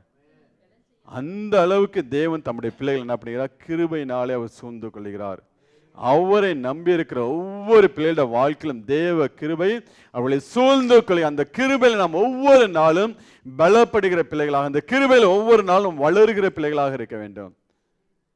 அவர்களுடைய தாழ்மை உள்ளவர்களுக்கு தேவன் என்ன பண்ணுகிறார், ஒவ்வொரு நாளும் கிருபையை கொடுக்கிறார். பயப்படுகிற பிள்ளைகளுக்கு, கர்த்தருக்கு பயப்படுகிற பிள்ளைகளுக்கு அவருடைய வாழ்க்கையில் அவர் கிருபையை கொடுக்கிறவர், பூர்ண கிருபையினால் அவர் நிரப்புகிறவராக இருக்கிறார். பிரச்சனை வருதா, யுத்தம் வருதா, பயப்படாத, உங்களோட ஆண்டவர் இருக்கிறாருங்க. நம்முடைய கிருபையினால் அவர் நம்மளை சூழ்ந்துக்கல எவ்வளோ. அதனால தான் பவுல் அவங்க சொல்லும் போது அவன் திருப்பி அவன் சொல்ல, நல்ல போராட்டத்தை பண்ணும்படியாக, நல்ல போராட்டத்தை போராடினேன். என்னடா இவன் போராட்டத்தை நல்ல போராட்டம்னு சொல்றான்னு சொல்லி திரும்பி வாசிக்கும் போது தான் ஆண்டவருடைய கிருபை அவ்வளோ விலையேற பெற்ற கிருபையாக, அழிந்து போகாதபடிக்கு நம்மளை நிலைத்து நிற்க செய்யக்கூடிய தேவ கிருபையாக இருக்கிறது. அதனால தான் அங்கே பவுலுக்கு வந்து அவன் சரீரத்தில் வந்து அந்த போராட்டத்துக்கு என் கிருபை உனக்கு போதுன்னா அதோடு அந்த ப்ரேயர் பாயிண்ட் என்ன பண்ணிட்டான், க்ளோஸ். அந்த ப்ரேயர் அதுக்கப்புறம் அவன் வாழ்க்கையில் நீங்கள் வந்து அவனுடைய சரீரத்தை விடுதலைக்காண்டி அவன் ஜெபம் பண்ணதே கிடையாது, அதோடு முடிஞ்சிச்சு. அந்த கிருபையில் அவன் பலப்படுகிறவனாக, ஒவ்வொரு நாளும் கிருபையில் பலப்படுகிறவனாக இருந்தப்ப நாமும் தேவ கிருபையில் ஒவ்வொரு நாளும் நாம் பலப்படுகிற பிள்ளைகளா, அவரை நாம் முழுவதும் சார்ந்திருக்கிற பிள்ளைகளா. யுத்தம் அங்கே தாவீது சொல்லாம யுத்தம் கர்த்தருடையது, அவ்வளோதான். யுத்தம் யாருடையது? கர்த்தருடையது. நம்ம யாரு? தேவ பிள்ளைகள். நமக்கு உனக்கு விரோதமாய் உன்னை தொடுகிறவன் என் கண்மணியை தொடுகிறான் என்று சொல்லி ஆண்டவர் சொல்லுங்க. அப்போ நம்ம தேவ பிள்ளைகளாக இருக்கும்போது அந்த யுத்தம் நம்மளுடைய யுத்தமாக நம்ம நின்று நம்ம பலத்தில் போராடவே கூடாது. தேவனுடைய யுத்தம் என்று சொல்லி நாம் அவர் பக்கம் போய் நின்று வேண்டும், அவருடைய கிருபைக்குள்ள நாம் போய் இருந்து கொள்ள வேண்டும். அப்படி இருக்கும்போது தேவன் அந்த இடத்துல என்ன பண்ணுகிறான், நமக்கு நல்ல ஒரு ஜெயத்தை கொடுத்து தேவன் நம்மளை நடத்துகிறவர். அப்போ அவனுடைய சரீரத்தில் வரக்கூடிய அந்த போராட்டத்தை தேவ கிருபையில் அவன் மேற்கொள்கிறவனாக காணப்பட்டான். அடுத்து நீங்கள் அவனுடைய ஆவியில் வரக்கூடிய போராட்டத்தை நாம் பார்த்தோம் என்றால் நாம் வாசிக்கலாம். 2 கொரிந்தியர் 4ஆம் அதிகாரம் 8 முதல் 10 வரை உள்ள வசனங்களை நாம் வாசிக்கலாமே. நாங்கள் எப்பக்கத்திலும் நெருக்கப்பட்டோம், ஒடுங்கி போகிறதில்லை, கலக்கமடைந்து மனம் முறிவடைகிறதில்லை, துன்பப்படுத்தப்பட்டும் கைவிடப்படுகிறதில்லை, கீழே தள்ளப்பட்டும் மடிந்து போகிறதில்லை. கர்த்தராகிய இயேசுனுடைய ஜீவனும் எங்கள் சரீரத்திலே விளங்கும்படிக்கு இயேசுவின் மரணத்தை எப்பொழுதும் எங்கள் சரீரத்தில் நாங்கள் சுமந்து நாங்கள் எப்பக்கத்தில் நெருக்கப்பட்டோம் ஒடுங்கி போவதில்லை. பிசாசு என்ன பண்ணுவான், ஆவிக்குரிய யுத்தங்களை நம்மளோட அவன் செய்கிறவனாக இருப்பான். ஆவிக்குரிய யுத்தங்கள் நம்முடைய எண்ணங்கள் சிந்தனைகள் என்ன பண்ணுவான், நம்மளோடு அவன் போராடுகிறவனாக இருப்பான். நம்முடைய எண்ணங்கள் சிந்தனைகளில் தேவையில்லாத பாவங்களை கொண்டு வந்து வச்சு பாவத்தோடு நம்மளோட என்ன பண்ணுவான், அவன் போராடுகிறவனாக. அவன் போராட நம்மளோட ஆவிக்குரிய ஆவின் மண்டலத்தில் நம்மளோட போராட அவன் எடுத்துக்கொள்ளக்கூடிய காரியங்கள் பாவ சிந்தனைகள். பாவங்களை கைகளை எடுத்து அதோடு நம்மளோட வந்து அவன் போராட நமக்குள்ள வரக்கூடிய பாவ சிந்தனைகள். நம்ம செல்லு பார்க்கும்போது ஒரு பாவத்தை பார்க்க வேண்டும், தேவையில்லாத காரியத்தை பார்க்க வேண்டும் என்று சொல்லி நமக்குள்ள தூண்டும் போது நல்லா நீங்க தெரிஞ்சுக்கொள்ளுங்க, பிசாசு உங்க சிந்தனையோடு யுத்தம் பண்ணி கொண்டிருக்கிறான். பிசாசு உங்க சிந்தனையோடு அவன் போராட்டம் பண்ணி கொண்டிருக்கிறான். நீங்க கொஞ்சம் இடம் கொடுத்தீங்கன்னா, இப்ப இருக்கிற இந்த ஏஐ டெக்னாலஜி, ஏன் இந்த ஏஐ டெக்னாலஜி பிசாசுடைய கையில் இருக்குன்னு சொல்கிறோம்னா, நீங்கள் என்ன பார்க்குறீங்களோ அதுக்கு ரிலேட்டடாக அப்படியே கொண்டு வந்து கொடுத்துக்கிட்டே இருக்கும். நீங்கள் ஒரு டாப்பிக்கை பார்க்க ஆரம்பிச்சிங்கன்னா அந்த டாப்பிக்கில் நீங்கள் எவ்வளோ நேரம் ஸ்பெண்ட் பண்ணீங்கன்னு அது கால்குலேட் பண்ணும். நீங்கள் ஒரு வீடியோவை பார்க்க ஆரம்பிக்கும் போது அந்த வீடியோவை நீங்கள் 5 நிமிஷம் பார்க்குறீங்களா, 10 நிமிஷம் பார்க்குறீங்களா, 20 நிமிஷம் பார்க்குறீங்களா, 1 மணி நேரம் பார்க்குறீங்களா, அந்த ஏஐ டெக்னாலஜி என்ன பண்ணால் அது கால்குலேட் பண்ணும். கால்குலேட் பண்ணி அப்போ இதில் அவன் இன்ட்ரெஸ்டடாக இருக்கான்னு சொல்லி அடுத்த வீடியோ உங்களுக்கு கொடுக்கும். அடுத்த வீடியோ அப்படியே கொண்டு வந்து உங்கள் நேரத்தை எல்லாம் வீணடிக்கும். இது பிசாசுடைய தந்திரம். நம்மள ஆவியில் அவன் யுத்தம் செய்கிறவனாக பாவ சிந்தனைகளை நமக்குள்ள கொண்டு வந்து போட்டு என்ன பண்ணுவான், நம்முடைய ஆவியில் அவன் போராட்டம் பண்ணுகிறவன். நம்ம அதுக்கு இடம் கொடுக்க அந்த சிந்தனைகள் பாவத்தை பிறப்பிக்கும். அந்த பாவம் என்ன பண்ணும், மரணத்தை பிறப்பிக்கக்கூடியதாக இருக்கும். நம்மளுடைய மரணம் என்றால் நம்ம சரீரத்தில் வரக்கூடிய மரணம் இல்லை, தேவனுடைய ஆசீர்வாதங்களை இழக்கும்படியான ஒரு மரணம் நம்மளுடைய வாழ்க்கையில் கடந்து வரும். அந்த ஏதேன் தோட்டத்தில் இருக்கக்கூடிய ஆசீர்வாதங்களை இழக்கக்கூடிய ஒரு மரணம் நம்மளுடைய வாழ்க்கையில கடந்து வரும். ஆவியில் அவன் போராட்டம் பண்ணுகிறவனாக, நம்முடைய எண்ணங்கள் சிந்தனைகள் அவன் என்ன பண்ணுகிறான், அவன் போராட்டம் பண்ணுகிறவனாக இருக்கான். நம்ம ஆரம்பத்தில் என்ன பண்ணக்கூடாது, இடம் கொடுக்க கூடாது. நீங்க 2 வீடியோ அப்படி ஸ்கிப் பண்ணிட்டு 3வது வீடியோ நல்ல ஒரு பாட்டு, ஆவிக்குரிய பாட்டை கேளுங்க, அதுக்கப்புறம் தொடர்ந்து பாட்டா வந்துகிட்டு இருக்கும். இதெல்லாம் பிசாசு அவன் எப்படியெல்லாம் யுத்தம் பண்ணி, இன்னைக்கு டெக்னாலஜி அவன் கையில் இருக்கு. இன்னைக்கு நம்ம டெக்னாலஜி நம்ம வந்து நமக்கு பயன்படுத்தினா கூட அவன் தன்னுடைய காரியங்களுக்காக அந்த டெக்னாலஜி நல்லா வந்து பயன்படுத்தி கொண்டு இருக்கிறான். இப்போ இந்த ஆவிக்குரிய மண்டலத்தில் நம்மளோடு பாவ சிந்தனைகளோடு என்ன பண்ணுவான், அவன் போராட்டம் பண்ணிக்கிறவனாக இருக்கான். அதனால தான் பவுல் சொல்லும்போது ரோமர் 8ஆம் அதிகாரம் 13வது வசனத்தை வாசிங்களேன். இப்படி இருக்க 8:13, மாம்சத்தின்படி பிழைத்தால் சாவீர்கள், ஆவியினாலே சரீரத்தின் செய்கைகளை அழித்தால் பிழைப்பீர்கள். ஆவியினாலே என்ன பண்ண வேண்டும்? சரீரத்தின் செய்கைகள், பிசாசு கொண்டு வரக்கூடிய பாவ எண்ணங்கள், சிந்தனைகள் என்ன பண்ண வேண்டும்? தேவ ஆவியின் பலனை கொண்டு நாம் எல்லாவற்றையும் எதிர்த்து அதை அழிக்கிற பிள்ளைகளாக இருக்க வேண்டும். அப்படி இருக்கும்போது தான் அந்த யுத்தத்தில் நம்ம என்ன பண்ண முடியும்? ஜெயிக்கிற பிள்ளைகளாக இருக்க முடியும். இல்லைன்னா அந்த யுத்தத்தில் பிசாசு நம்மளை எதிர்த்து அவன் போராடி மேற்கொள்கிறவனாக இருப்பான். அதான் பவுல் சொல்லும்போது, நீங்கள் எபேசியர் 6:18 அவன் சொல்லுகிறான், ஆவியினாலே ஜெபம் பண்ணி. வாசிங்க அந்த வசனத்தை. எபேசியர் 6:18. நீங்கள் ஒன்றுக்கும் கவலைப்படாமல் எந்த சமயத்திலும் சகலவிதமான வேண்டுதலோடும் விண்ணப்பத்தோடும் ஆவியினாலே ஜெபம் பண்ணி அதன் பொருட்டு மிகுந்த மன உறுதியோடும் சகல பரிசுத்தவான்களுக்காகவும் பண்ணும் வேண்டுதலோடும் விழித்து கொண்டிருங்க. இந்த ஆவிக்குரிய யுத்தத்தை நாம் மேற்கொள்கிற பிள்ளை, இந்த ஆவிக்குரிய போராட்டத்தை மேற்கொள்ள வேண்டும் என்றால் தேவ ஆவியின் பலனை பெற்று நாம் என்ன பண்ண வேண்டும்? அதை மேற்கொள்கிற பிள்ளைகளாக, சரீரத்தின் செய்கைகள், மாம்ச கிரிகளை நாம் என்ன பண்ண வேண்டும்? அழிக்கிற பிள்ளைகளாக இருக்க வேண்டும். அடுத்து ஆவியினாலே நாம் ஜெபிக்கிற பிள்ளைகளாக மாற வேண்டும். அப்படி ஆவினாலே ஜெபிக்க ஆரம்பிக்கும் போது தான் அந்த ஆவிக்குரிய வாழ்க்கையில் வரக்கூடிய எல்லா போராட்டத்தையும் நாம் மேற்கொள்ள முடியும். இன்னும் பவுல் சொல்லும்போது, கிறிஸ்து இயேசுவில் இருந்த சிந்தையே உங்களுக்குள்ள இருக்க கடவுது என்று சொல்லுங்க. ஆண்டு இயேசு கிறிஸ்துவில் இருந்த சிந்தையே உங்களிலும் இருக்க கடவுது என்று சொல்லிச்சு. அப்ப நம்ம சிந்தனைகளை நாம் பிசாசுக்கு இடம் கொடுக்காதபடிக்கு தேவ ஆவியானவருக்கு இடம் கொடுக்கிற பிள்ளைகளாக, வேதத்தை வாசிக்கிற பிள்ளைகளாக, நாம் தியானிக்கிற பிள்ளைகள், நம்முடைய சிந்தனைகளோடு என்ன பண்ண வேண்டும்? வேத வசனங்களை வைத்து நாம் தியானிக்கிற பிள்ளைகளாக இருக்க வேண்டும். மாடு சாப்பிடும்போது அது அசைப்படுறத பார்த்தீங்களா? ஃபர்ஸ்ட் என்ன பண்ண? எல்லாத்தையும் கலெக்ட் பண்ணிக்கும். தனக்கு வேண்டிய ஆகாரத்தை புல்லை கலெக்ட் பண்ணிட்டு ஒரு ஓரத்தில் போய் ஒரு இடத்துல ஒரு மரத்தடியில் போய் படுத்துக்கிட்டு அது என்ன பண்ணும்? அந்த எல்லா புல்லையும் திருப்பி எடுத்து நல்லா அசை போட்டு திருப்பி தன் சரீரத்துக்குள்ளே கொண்டு போவோம். அதே போல தான் தேவ பிள்ளைகளாகி நாம காலையில் எந்திரிச்சு, அதிகாலையில் எந்திரிச்சு தேவ சமூகத்தில் நல்லா ஜெபித்து துதித்து ஆராதிச்சு சில வசனங்களை வாசித்து நாம் கடந்து போக வேண்டும். அந்த வசனங்கள் நம்முடைய சிந்தனைகளை கொண்டு போய் வைத்துக்கொள்ள வேண்டும். நேரம் கிடைக்கும் போதெல்லாம் அதை என்ன பண்ண வேண்டும்?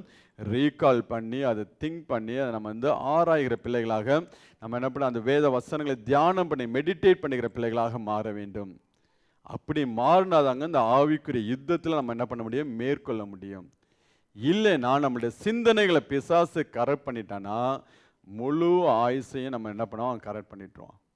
எல்லாவற்றையும் அழித்து போடுகிறவனாக இருப்பான். அதனால்தான் அங்கே ஆவியில் பவுலுடைய வாழ்க்கையில் வரக்கூடிய எல்லா போற எப்பக்கத்தில் நாங்கள் ஒடுக்கப்பட்டாலும் ஒடுங்கி போவதில்லை. கிறிஸ்து இயேசுவனுடைய அச்சு அடையாளங்கள் நாங்கள் எங்கள் சரீரத்தில் சுமந்து தெரிகிறோம். அந்த சிந்தை உடையவனாக, இயேசு கிறிஸ்துவுக்குள் இந்த சிந்தை உடையவனாக பவுல் தன்னை மாற்றிக்கொண்டார். எந்த பிசாசு கொண்டு வரக்கூடிய நான் அல்ல, எனக்குள் வாசம் பண்ணுகிற பாவமே, ஆனாலும் என்னை பலப்படுத்துகிற இயேசு கிறிஸ்துவினால் அந்த பாவத்தை என்னால் மேற்கொள்ள முடியும் என்று சொல்லி அவன் சொல்லுகிறான். இப்போ பிசாசு நம்மளுடைய ஆவிக்குரிய சிந்தனைகள், எண்ணங்கள் மூலம் என்ன பண்ணுவான்? அவன் போராட்டம் பண்ணுகிறவனாக இருப்பான். இயேசுடைய அச்சு அடையாளங்களை நான் என் சரீரத்திலே தரித்து கொண்டிருக்கிறேன். அப்படியாப்பட்ட பிள்ளைகளாக நாம் மாறும்போது இந்த ஆவிக்குரிய போராட்டத்திலும் நாம் என்ன பண்ண முடியும்? மேற்கொள்கிற பிள்ளைகளாக நாம் இருக்க முடியும். நீங்கள் யாத்திராம 1ஆம் அதிகாரத்தில் வாசிச்சோம். இஸ்ரவேல் ஜனங்கள் எவ்வளவாய் ஒடுக்கப்பட்டார்களோ அவ்வளவாய் அவர்கள் பழுகி பெருகும்படியாக தேவன் கிருபை செய்தார். இந்த பிசாசு எவ்வளவுதான் நம்மளுடைய வாழ்க்கையில் ஒடுக்கத்தை கொண்டாலும் தேவன் நமக்கு ஒரு பெருக்கத்தின் ஆவியை தான் கொடுப்பார். ஒரு நாள் நம்ம ஒடுங்கி போவது கிடையவே கிடையாதுங்க. தேவன் அவன் ஒடுக்க நீ ஒடுக்கிற என் பிள்ளைய, அவன் பாரு அந்த யுத்தத்தில் நின்று உன்னை மேற்கொண்டு அவன் பெருக்கத்தை பெற்றுக்கொள்வான் என்று சொல்லி தேவன் நமக்கு ஆவிக்குரிய பலனை கொடுத்து நம்மளை இன்னும் பலப்படுகிறவராக பெருக செய்கிறவராக இருக்கிறான். அதனால தான் பவுல் தீமோத்தேயுக்கு ஆலோசனை கொடுக்கும்போது 2 தீமோத்தேயு 4ஆம் அதிகாரத்தில் 22வது வசனத்தை வாசிங்களேன். 2 தீமோத்தேயு கடைசி வசனம் 4. கர்த்தராகிய இயேசு கிறிஸ்து உன் ஆவியுடனே கூட இருப்பாராக, கிருபை உங்களோடு இருப்பதாக. ஆமேன். இந்த வார்த்தை கொஞ்சம் வித்தியாசமா இருக்கு. ஆவியான நம்மளோட இருக்கிறான், ஆவியான நம்மளுடைய ஆவியில கலந்து இருக்கிறான். இங்க பவுல் சொல்லுகிறான், கிறிஸ்து இயேசு உன் ஆவியினுடனே கூட இருப்பாராக. இந்த ஆண்டவர் நம்மளுடைய ஆவிக்கு தேவ பிள்ளைகள் ஆவிக்குரிய வாழ்க்கையில் வரக்கூடிய எல்லா போராட்டங்களையும் மேற்கொள்ள வேண்டும் என்றால் ஆண்டவராய் இயேசு கிறிஸ்து நம்முடைய ஆவியுடனே கூட இருக்கிறாராம். ஆவியாரும் நமக்குள்ள இருக்கிறாரு. ஆண்டவரும் வந்து நம்ம ஆவியோட என்ன பண்ணிக்கிறார், ஜாயின் பண்ணிக்கிறவரா இருக்கிறார். நீங்க போராட ஆரம்பிச்சிட்டீங்கன்னா, ஒரு ஸ்டெப் நீங்க யுத்தத்தில் எடுத்து வச்சீங்கன்னா பாக்கிலாம் அவர் பார்த்துக்குவார். நீ கிளம்பு, தாவீதை பார்த்து சொல்லுவார், இறைச்சலின் சத்தத்தை கேட்கும் போது நீ புறப்படு, உனக்கு முன்பதாக நான் அங்க இருப்பேங்கிறார் ஆண்டவர். இந்த ஆவிக்குரிய போராட்டத்தில் அப்படிதாங்க. ஒரு ஸ்டெப் நீங்க உனக்கு இருக்கக்கூடிய பலத்தில் நீங்க போராட ஆரம்பிச்சிட்டீங்கன்னா, அதுக்கப்புறம் தேவ பலன் நம்மளே பலப்படுத்த ஆரம்பிக்கும். தேவ ஆவியானவர், பரிசுத்த ஆவியானவர், ஆண்டவராய் இயேசு கிறிஸ்து நம்முடைய ஆவியுடன் சேர்ந்து நமக்காக அவர்கள் யுத்தம் பண்ணுகிறவர்களாக இருப்பார்கள். அதனால்தான் பவுல் சொல்லும்போது நல்ல போராட்டத்தை பண்ணும்படி என்று சொல்லுகிறார். நமக்கு அது நல்ல போராட்டமா கெட்ட போராட்டமா? வாயை திறக்க மாட்டேனீங்களே. நல்ல போராட்டம்னா இப்போ ஆண்டவர் கூட்டிடுவானுங்கிற பயம் இருக்கா? எவ்வளவு கூட்டினாலும் நல்லா நீங்க ஞாபகம் வச்சு, எவ்வளவு பிரச்சனை வந்தாலும் பாடு வந்தாலும் அவ்வளவும் உங்களுக்கு ஆசீர்வாதமாக தான் முடியும். எதுவும் தேவ பிள்ளைகளை அழிச்சு போறதுக்கு ஒரு நாளும் தேவன் இடம் கொடுக்கவே மாட்டார். எந்த அளவுக்கு ஒடுக்கப்படுகிறீங்களோ அந்த அளவுக்கு நீங்க வளர்ந்து பெருங்க, உங்க குடும்பம் வளர்ந்து பெருகுங்க. அது தேவன் ஒரு நாளும் அவர் கைவிடவே மாட்டார். நீங்க உங்களுக்கு சூழ்நிலைகள்லாம் அப்படியே தான் இருக்கும். அக்னி ஜுவாலைக்குள்ள போற மாதிரி தான் இருக்கும். சிங்க கபிக்குள்ள போவதான் செய்வோம். அதெல்லாம் போகாமலாம் ஆண்டவர் காக்க மாட்டாரு. நம்ம வந்து போகாம பாதுகாக்கணும் நம்ம ஜெபம் பண்ண, அப்படி பண்ணக்கூடாது. போனாலும் நீங்க கூட வாங்க, நீங்க என் கூட வாங்க. யோசேப்பு எங்க வேணாலும் நீங்க அனுப்புங்க, கூட நீங்க இருந்துருங்க, அவ்வளவுதான். கர்த்தர் யோசேப்போட கூட எல்லா இடங்களிலும் இருந்தார். அதுதான் பவுலுக்கு அப்போஸ்தலன் பவுல் தீமோத்தேயுக்கு ஆலோசனை கொடுக்கும்போது, உனக்கு போராட்டம் பண்ணு, உனக்கு போராட்டம் வரும், தீங்கு அனுபவி, நல்ல போச்சவனா யுத்தம் பண்ணு, இப்படிதான் வந்து அட்வைஸ் கொடுத்துக்கிட்டே இருப்பாரு. அட்வைஸை கொடுத்துட்டு கடைசியா முடிக்கும் போது அவன் சொல்லும் போது அந்த வார்த்தை, கர்த்தராகிய இயேசு உன் ஆவியினுடனே கூட இருப்பாருன்னு சொல்லி, அந்த வார்த்தை அவனுக்கு எப்படி ஒரு பலனை கொடுத்துருக்கும். ஏதோ நம்ம வசனத்தை அப்படியே சும்மா அப்படியே என்ன சொல்ற வாசிச்சுட்டு போறோம், நமக்கு அந்த அந்த வார்த்தையோட வேல்யூ நமக்கு தெரிய மாட்டேங்குது. அந்த வார்த்தை அவன் என்னடா இவன் எப்போ பார்த்தாலும் பிரச்சனை இருக்கும், பாடு இருக்கும், போராட்டம் பண்ணு, உபத்திரம் இருக்கும், இதை மத்தியில் நீ வாழு, நீ போச்சவனா யுத்தம் பண்ணு, இதே பவுல் சொல்லிக்கிட்டு இருக்கானேன்னு சொல்லி தீமோத்தேயு அப்படியே இருந்தால் கூட முடிக்கும்போது அவன் சொல்லக்கூடிய ஒரு வார்த்தை, கர்த்தராகிய இயேசு உன் ஆவியினோட கூட இருப்பாராக. அந்த ஒரு வார்த்தை போதுங்க தீமோத்தேயுக்கு எல்லா பிரச்சனைகளையும் மேற்கொள்வதற்கு. நமக்கு இன்னைக்கு அந்த ஒரு வார்த்தை போதும். ஆண்டவர் நம்ம ஆவியினுடனே கூட இருந்து என்ன பண்ணுவார், அவர் நம்மை பலப்படுத்துகிறவராக இருக்கு. அதனால நல்ல போராட்டத்தை போராடும்படியாக தேவ கிருபையினாலும் தேவ ஆவியினாலும் ஆண்டவரே இயேசு கிறிஸ்துவுடைய பலத்தினால் நாம் நிரப்பப்படுகிற பிள்ளைகளாக இருக்கோம். ஏதோ நம்ம சும்மா ஆண்டவர் நம்மளை வந்து போராட்டத்தை கொண்டாந்து யுத்த காலத்தில் விட்டுட்டு ஓடுகிற தேவன் அல்ல. தாவீதை கொண்டாந்து கோலியாத்துக்கு முன்பதாக விட்டுட்டு தேவன் ஒதுங்கி நிற்கிறவர் அல்ல, அவன் கூடவே அங்கே நிற்கிறார். அவன் கூடவே நின்று அவனை மேற்கொள்ளும்படியாக தேவன் கிருபை. அதே போல நம்மளுடைய வாழ்க்கையிலும் தேவன் என்ன பண்ணுகிறார், அப்படியாப்பட்ட காரியங்களை அவர் செய்கிறவராக இருக்கிறார். மூணாவது, ஆத்மால வரக்கூடிய போராட்டங்களை குறித்து நாம் பார்த்தோம் என்றால், நீங்க சங்கீதம் 42 5வது வசனத்தை வாசிங்களேன். சங்கீதம் 42:5. என் ஆத்மாவே ஏன் கலங்குகிறாய், ஏன் எனக்குள் தேங்குகிறாய், தேவனை நோக்கி காத்திரு, அவர் சமூகத்தை ரட்சிப்பின் நிமித்தம் நான் இன்னும் அவரை துதிப்பேன். 11வது வசனம். என் ஆத்மாவே ஏன் கலங்குகிறாய், ஏன் எனக்குள் தேங்குகிறாய், தேவனை நோக்கி காத்திரு, என் முகத்துக்கு ரட்சிப்பும் என் தேவனுமாய் இருக்கிறவரை நான் இன்னும் துதிப்பேன். என் ஆத்துமாவே நீ ஏன் கலங்குகிறாய், ஏன் தேங்குகிறாய், ஏன் தேவனை நோக்கி நீ காத்திரு என்று சொல்லி இங்க சங்கீதக்காரன் வந்து தாவீது சொல்லுவதை நாம் பார்க்க முடிகிறது. ஆத்துமால பிசாசு எப்படி போராட்டத்தை கொண்டு வருவானா, நமக்குள்ள பயத்தையும் கலக்கத்தையும் நமக்குள்ள என்ன பண்ணிக்கிறான், அவன் கொண்டு வருகிறவனாக இருக்கிறான். நமக்குள்ள பயத்தையும் கலக்கத்தையும் கொண்டு வந்து சோர்வை கொண்டு வந்து மேற்கொண்டு எழும்பி நிற்க முடியாதபடிக்கு அங்க முழு சேனைக்குள்ள, இஸ்ரவேல் சேனைக்குள்ள கோலியாத்துக்கு முன்பதாக நிற்குமா அவன் சத்தத்தை கேட்டு அவர்கள் பயந்து நடுங்கினார்கள், கலக்கம் அவர்களை பிடித்தது. அதான் அவர்களால் மேற்கொள்ள முடியும். ஆனா தாவீதுக்குள்ள தன் ஆத்மாவுக்குள்ள எந்த ஒரு கலக்கமும் பயமும் வராதபடிக்கு தேவன் என்னோட கூட இருக்கிறார். சிங்கத்தின் கையிலும் கரடியின் கைக்கும் தப்புவித்த தேவன் இந்த கோலியாத்துக்கு முன்பதாக என்னை அவர் தப்புவிப்பார் என்று சொல்லி அந்த பலத்தோட தன் ஆத்மாவில் எந்த ஒரு கலக்கமும் பயமும் வராதபடிக்கு அங்கே தாவீது என்ன பண்ணுகிறான், தேவ பலத்தோடு அங்கே போய் நிற்கிறவனாக காணப்பட்டான். பிசாசு நம்மளோட வாழ்க்கையில் ஆத்மாவில் எப்படி போராட்டம் கொண்டு வருவானா, பயத்தை கொண்டு வந்து நமக்குள்ள போடுவான், கலக்கத்தை கொண்டு வந்து போடுவான். பிரச்சனைகளை பார்க்கும்போது நமக்குள்ள ஒரு பயம் பற்றி பிடிக்கும், ஒரு கலக்கம் பற்றி பிடிக்கும், திகைத்து நிற்கக்கூடிய ஒரு அனுபவத்துக்குள்ள நாம் கடந்து என்ன செய்ய போகிறோம் என்று சொல்லி நமக்கு ஒரு பிளானும் இல்லாதபடிக்கு எல்லாம் பிளாங்கான மாரி நம்மளோட லைஃப் வந்து நிற்குங்க ஒரு ஸ்டேஜில். இஸ்ரவேல் ஜனங்கள்லாம் அந்த செங்கடலுக்கு முன்பாக வந்து நிற்கும் போது உயிரை கையில் பிடிச்சி நிற்கிறான். ஒரு முன்னாடி செங்கல், பின்னாடி பார்த்தீங்கன்னா அங்கே பார்வோனுடைய சேனைகள் தொடர்ந்து வந்து கொண்டே இருக்கிறது. ஆனால் அதன் மத்தியில் தான் தேவன் அப்படியே அந்த ஜனங்களை நடத்த ஆரம்பித்தார். இப்போ நம்மளோட வாழ்க்கையில் கலக்கம் பிடித்திருந்தாலும் சரி, பயம் பிடித்திருந்தாலும் சரி, நாம் தேவனை சார்ந்து நிற்க ஆரம்பிக்கும் போது எல்லா பாதைகள் அடைச்சிருந்தால் கூட தேவன் நமக்கு ஒரு வழியை உண்டாக்குகிறவராக இருக்கிறார். தேவன் நமக்கு ஆச்சரியமா நமக்கு தெரியாத இடத்துல இருந்து நமக்கு உதவி வருங்க. நமக்கு அறியாத இடத்துல இருந்து தேவன் நமக்கு ஒத்தாசையை அனுப்பி வழிகளை திறந்து தேவன் நம்மளை நடத்தி கொண்டு போ. ஆனா நமக்குள்ள பயம் வரக்கூடாது. போதும், நமக்கு டைம் இல்லை, டைம் ஆயிடுச்சு. நீங்க வந்து நியாயாதிபதிகள் புஸ்தகத்தில் அங்க கிதியோனுடைய காரியத்தில் பார்க்க பயந்தாங்குழியெல்லாம் என்ன பண்ணு, அனுப்பி விடுங்குவாரு. யாரெல்லாம் பயந்தாங்குழியா இருக்கிறானோ அவனை எல்லாம் அனுப்பிவிடு. அப்ப நமக்குள்ள இருக்கக்கூடிய பயந்த சுபாவங்களை எல்லாம் என்ன பண்ண வேண்டும், அதை நம்மளை விட்டு துரத்துகிற பிள்ளைகளாக இருக்க வேண்டும். இந்த ஆத்துமாவில் வரக்கூடிய போராட்டத்தை நாம் மேற்கொள்ள வேண்டும் என்றால் நம்முடைய உள்ளே காணப்படக்கூடிய எல்லா பயத்தை என்ன பண்ண வேண்டும், நம்மளை விட்டு துரத்தி. தேவன் என்னோட கூட இருக்கிறார், அவர் என்னை பார்த்துக்கொள்ள. தாவீது எப்படி சொன்னா பார்த்தீங்களா, இன்றைய தினம் கர்த்தர் உன்னை என் கையில் ஒப்பு கொடுப்பார், உன் தலையை நான் வெட்டி.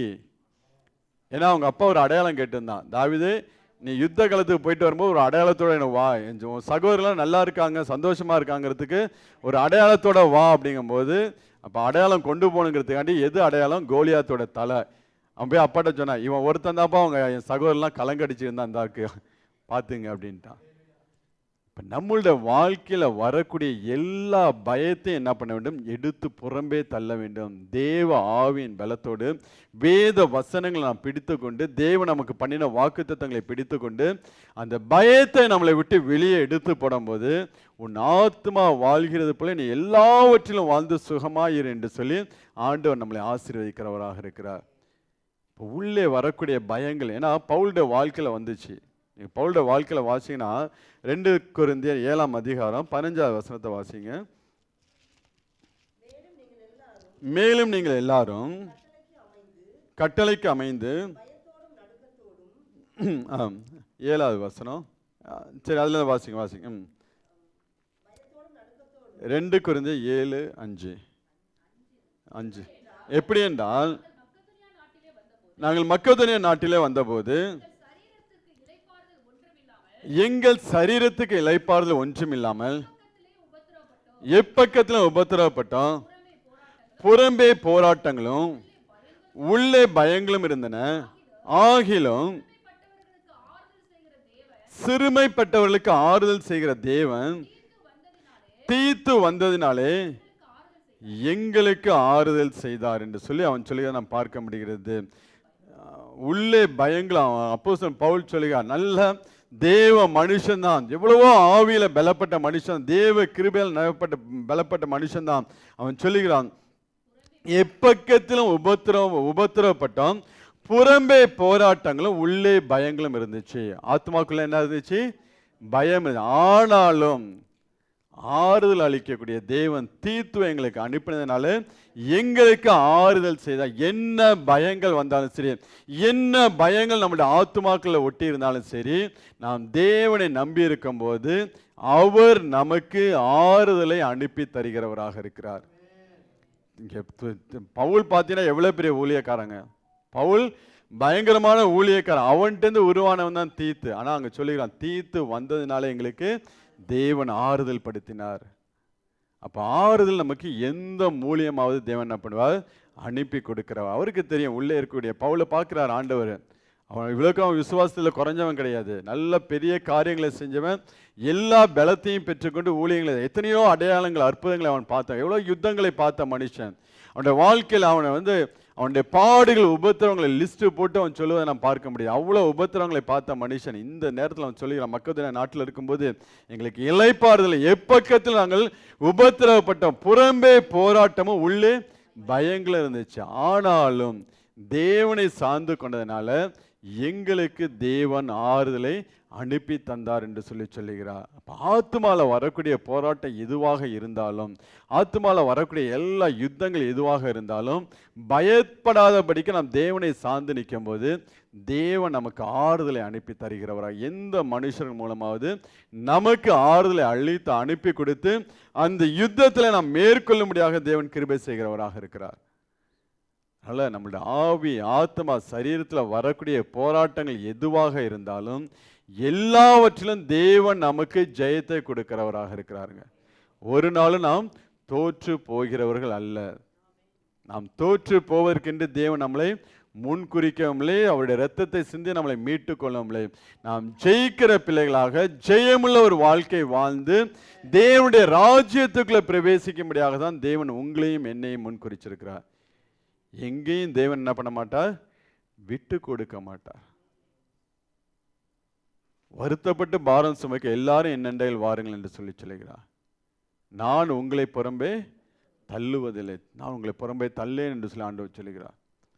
எந்த சூழ்நிலையில் நாம் இருந்தாலும் அவருடைய சமூகத்தில் வரும்போது அவர் நம்மளை எடுத்து நிறுத்த. நல்லா ஒன்று தெரிஞ்சுங்க, ஒரு ஃபெயிலியர் லைஃப் வாழ்றதுக்கு ஆண்டவர் உங்களை முன் குறிக்கலை. உங்கள் வாழ்க்கையில் பிரச்சனை இருக்கலாம், போராட்டம் இருக்கலாம், ஃபெயிலியர் இருக்கலாம், உபத்திரம் இருக்கலாம், அது உங்களுக்கு தேவன் வச்சது கிடையாது. அது அந்த பாதையில் நீங்கள் கடந்து அந்த இலக்கை அடைய வேண்டும், அந்த ஆசீர்வாதத்தை நீங்கள் பெற்றுக்கொள்ள வேண்டும். அதுதான் ஆண்டோடைய நடத்துதல். அதுதான் பவுலும் சொன்ன, நல்ல போராட்டத்தை போராட ஓட்டத்தை முடித்த விசுவாசத்தை காத்துக்கொண்ட நீதியின் கிரீடம் எனக்காக வைக்கப்பட்டிருக்கு. இப்போ அந்த போராட்டம் நமக்கு தேவன் வைத்திருப்பார், பரீட்சையை தேவன் நமக்கு வைத்திருப்பார், யுத்தங்களை தேவன் நமக்கு வைத்திருப்பார். அதன் பாதைகளை கடந்து செல்வதற்குண்டான எல்லா பலனையும் கிருபையும் அபிஷேகத்தையும் ஈவன் ஆண்டவராய் இயேசு கிறிஸ்துவை நம்மோட கூட வந்து இருந்து அதை மேற்கொண்டு நாம் பள்ளிகி பெருகும்படியாக தேவன் செய்கிறவராக இருக்கிறார்.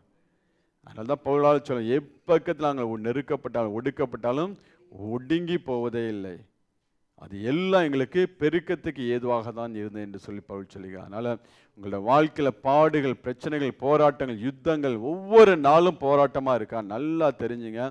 ஆண்டவர் உங்கள் லைஃப்பை கையில் எடுத்துட்டார். அது மட்டும் அவங்க மையில் போராட்டம் பாடு அதை பார்த்து நீங்கள் சோர்ந்து போகாதீங்க.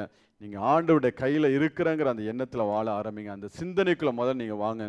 ஆண்டவருடைய கரத்தில் இருக்க, அவர் என்னை எடுக்க ஆரம்பிச்சிட்டார், இனி என் வாழ்க்கையில் எல்லாமே ஜெயமாய் மாறும், ஆண்டவர் என் ஆவியனோட கூட இருந்து என்னை நடத்துவாருன்னு சொல்லி அந்த விசுவாசத்தோட ஓட ஆரம்பிங்க. நல்ல போராட்டத்தை போராட ஆரம்பிங்க. உங்கள் பார்வை மாறுனுச்சுனாவே எல்லாம் மாறுங்க. தாவீதுடைய பார்வை கோலியாத் மேலே மாறுனுச்சு, எல்லாமே மாறுனுச்சு. அதே போல உபத்திரவங்கள், போராட்டங்களை குறித்து உங்க பார்வை மாறட்டும், எல்லாமே மாறி போயிடும். அவ்வளவுதான். இதில் வேற ஒண்ணுமே கிடையாது. நான் இதுக்கு போய் நான் 1 மணி நேரம் பிரசங்கம் பண்ணவே தேவையில்லை. உன் பார்வை மாறினுச்சுன்னா எல்லாமே மாறும். தேவன் அதன்படியே உங்களுக்கு ஆசீர்வதிக்கிறார். அதனால நீங்க பிரச்சனை, பாடு, போராட்டங்களை குறித்து ஒரு நாளும் கலங்கி நிற்கவே. ஆவியில் பிரச்சனை, ஆத்மால பிரச்சனை, சரீரத்தில் பிரச்சனையா, தேவன் கிருபையினாலும் பரிசுத்த ஆவியினாலும் ஆண்டவர் இயேசு கிறிஸ்து நம்மளோட கூட இருந்து எல்லாவற்றையும் மேற்கொள்ள முடியாத தேவன் கிருபை செய்கிறார். ஒரு விஷயம் நம்ம எல்லாம் எழுந்து நின்று இந்த நாளில் நாம் ஒப்பு கொடுத்து நாம் செபிக்கலாம். நன்றி ஆண்டவரேப்பா, நன்றியோடு மே துதிக்கிறோம்ப்பா, நன்றியோடு மே ஸ்தோத்திரிக்கிறோம்ப்பா. அந்த நாளுக்காக ஆண்டவரே நன்றி சொல்லி ஆண்டவரே உடைய நாமத்தை நாங்கள் மகிமைப்படுத்துகிறோம்ப்பா. ஆண்டவரே நன்றியோடு மே ஸ்தோத்திரிக்கிறோம் ஆண்டவரே, உடைய நல்ல வார்த்தைகளுக்காக ஆண்டவரே நன்றி சொல்லி நாங்கள் துதிக்கிறோம். ஆண்டவர் அப்போஸ்தலன் பவுல் சொல்லுவது போல ஆண்டவரே, எப்பக்கத்தில் நாங்கள் ஆண்டவரே இப்போ நெருக்கப்பட்டாலும் ஒடுக்கப்பட்டாலும் ஆண்டவரே ஒரு நாளும் நாங்கள் ஒடுங்கி போவதில்லை. ஆண்டவரே எங்களை பழுகி பெருகச் செய்கிற தேவன், எங்களுக்காக யாவற்றையும் செய்யக்கூடிய நல்ல கர்த்தர் ஆண்டவரே, எங்களோட கூட இருந்து ஆண்டவரே பா நீர் எங்களை நடத்துகிற தயவுக்காக நன்றி நன்றியோடு மே துதிக்கிறோம்ப்பா. ஆண்டவரே இயேசு கிறிஸ்து ஆண்டவரே எங்கள் ஆவியோடு கூட இருந்து ஆண்டவரே எங்களுக்காக யாவற்றையும் செய்து முடிக்கக்கூடிய நல்ல தேவன் ஆண்டவரே நன்றியோடு மே துதிக்கிறோம். ஆண்டவரே நாங்கள் எங்களுடைய வாழ்க்கையில் ஆண்டவரே நல்லதொரு போராட்டத்தை போராடும்படியாக ஆண்டவரே நல்லதொரு ஆண்டவரே நல்ல ஒரு போர்ச்சேவனாய் இருந்த ஆண்டவரே யுத்தங்களை செய்யும்படியாக கர்த்தர் ஆண்டவரே இன்னும் எங்களை பலப்படுத்துங்க ஆண்டவரே. இன்னும் எங்களுக்கு கிருபையை தாங்க ஆண்டவரே. இன்னும் எங்களுக்கு அபிஷேகத்தை தாங்க ஆண்டவரே. இன்றைக்கும் எங்களுடைய ஆண்டவரே ஆத்துமாவில் இருக்கக்கூடிய எல்லா பயத்தையும் கலக்கத்தையும் என் தேவனீர் எடுத்துப்படும்படியாக ஜெபிக்கிறோம் ஆண்டவரே. அப்போஸ்தலன் பவுல் சொன்னது போல ஆண்டவரே வெளியே போராட்டங்களும் உள்ளே பயங்களும் இருந்து ஆனாலும் ஆறுதல் செய்யக்கூடிய தேவன் ஆண்டவரே எங்களுக்கு ஆறுதலை அனுப்பி தந்தார் என்று சொன்னது போல ஆண்டவரே இன்றைக்கும் உடைய பிள்ளைகளுடைய வாழ்க்கையில் காணப்படக்கூடிய ஆண்டவரே எல்லா பயத்தையும் என் தேவன் நீங்க எடுத்துப்படும்படியாக ஜெபிக்கிறோம் ஆண்டவரே. அவளை கலங்கடித்துக் கொண்டிருக்கிற எல்லா பிரச்சனைகளும் ஆண்டவரே இயேசு கிறிஸ்துவின் நாமத்தில் ஆண்டவரே மாறி போகும்படியாக நாங்கள் ஜெபிக்கிறோம்ப்பா. நன்றி ராஜா, நன்றி ஆண்டவரே. எல்லாம் நாம் துதிக்கலாமா? எல்லாம் தேவனை துதிக்கலாமா?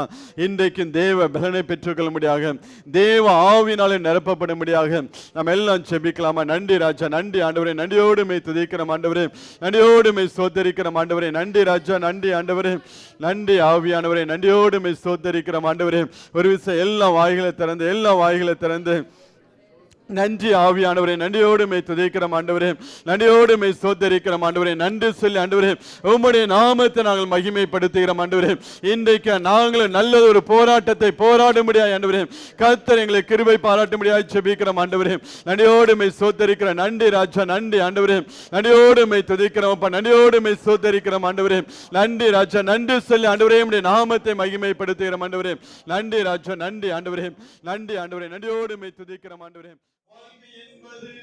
போராட்டமே நல்லதொரு போராட்டமே, வாழ்க்கை என்பது போராட்டமே நல்லதொரு போராட்டமே. ஆவிகளும் கட்டளைக்கு எடுத்து போராடி வெற்றி பெறு, எடுத்து போராடி வெற்றி பெறு.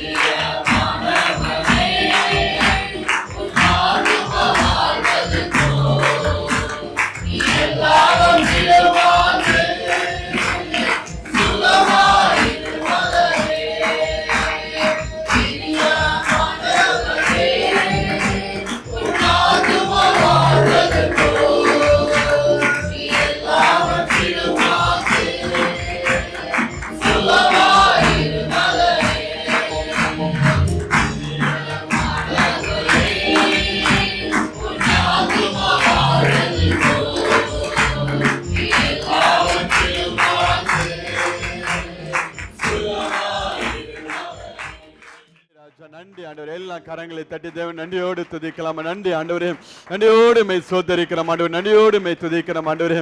எங்களுடைய வாழ்க்கையில் வரக்கூடிய எல்லா போராட்டங்களையும் மேற்கொள்ளக்கூடிய ஒரு பலனையும் அபிஷேகத்தையும் கொடுத்த ஆண்டவரேப்பா, எங்களை நீ நடத்துகிற தயவுக்காக நன்றியோடு மெய் துதிக்கிறப்பா. நன்றி ராஜா. வந்திருக்கிற ஒவ்வொரு பிள்ளைகளையும் இந்த கரத்தில் அர்ப்பணித்து செபிக்க, அவங்கள வாழ்க்கையில் என்ன ஒரு போராட்டம் இருந்தாலும் ஆண்டவரே, தாவீது எப்படி கோலியாத்தை மேற்கொண்டானே ஆண்டவரே, அதே போல உம்முடைய பிள்ளைகள் எல்லா போராட்டங்களையும் மேற்கொள்ளக்கூடிய ஒரு பலனையும் அபிஷேகத்தையும் கொடுத்து என் தேவனீர் ஆசீர்வதித்து வழிநடத்த முடியாது செபிக்கிறோம். அந்த யாவரையும் உடைய கரத்தில் ஒப்பு கொடுக்கிறோம். எல்லாவற்றையும் நல்ல கர்த்தர் இயேசு கிறிஸ்து மூலம் கேட்டு செபிக்கிறோம் எங்கள் ஜீவனுள்ள நல்ல பிதாவே, ஆமென். என் ஆத்துமாவே கர்த்தரே ஸ்தோத்திரி, என் முழுவலுமே அவருடைய பரிசுத்த நாமத்தை ஸ்தோத்திரி. என் ஆத்துமாவே கர்த்தரே ஸ்தோத்திரி, அவர் செய்த சகல உபகாரங்களை ஒருபோதும் மறவாதே, ஆமென். கர்த்தராகிய இயேசு கிறிஸ்து கிருபையும் பிதாவாகிய தேவனுடைய அன்பும் பரிசுத்த ஆவியின் அந்யோன்ய ஐக்கியம் இன்றும் என்றும் நாம் அனைவரோட கூட இருப்பதாக, ஆமென். ஹல்லேலூயா, ஹல்லேலூயா, ஹல்லேலூயா. கர்த்தர் உங்களை ஆசீர்வதிப்பார்.